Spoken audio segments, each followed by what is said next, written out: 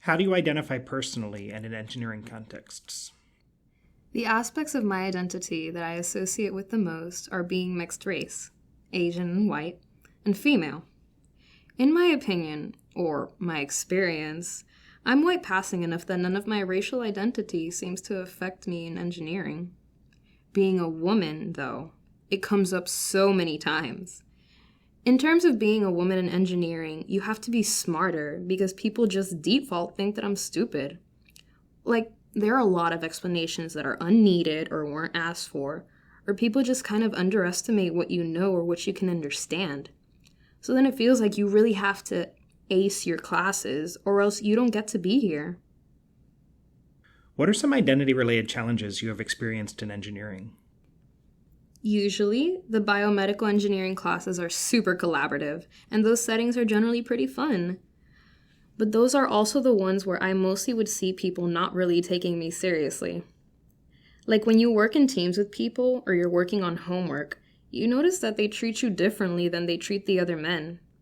I have had a weird amount of experiences where men just give offhanded comments like they're explaining things that I never asked for.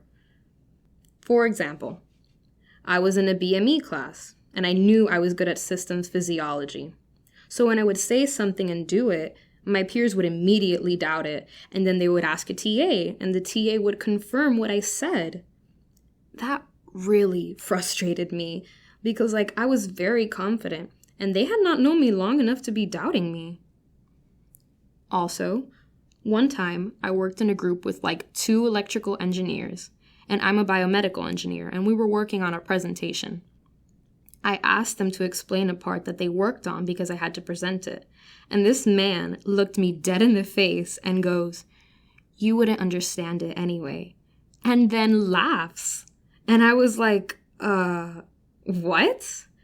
You're not going to try? I mean, these weird experiences have been happening for so long that I kind of expect them, right? There could be a million reasons why they're saying that to me. Could be because I am BME, or it could be because I'm a woman. It could be because maybe I say things that are dumb in team settings, and they think that it's something that I wouldn't end up understanding. When it's women, I assume I might just give off some spacier sort of vibe. But when it's men, I'm usually like, okay, this is probably a little something else mixed in there. Do you go to your professors for support on these issues? I haven't actually discussed these weird experiences with professors. I'm trying to think why. Let's say a situation in which you're working in a team of 4, and then the professor's like, "Hey, I noticed that you're treating this one person a little differently." Even if the professor doesn't say who told them, I think everyone knows who talked to the professor. And then you kind of have a bit of a reputation as oh, you can't have fun around her, can't talk openly around her.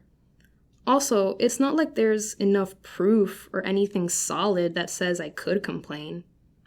And it's essentially just I don't want the professors to ask me any follow-up questions or anything, or confront anybody, because that's definitely getting led back to me.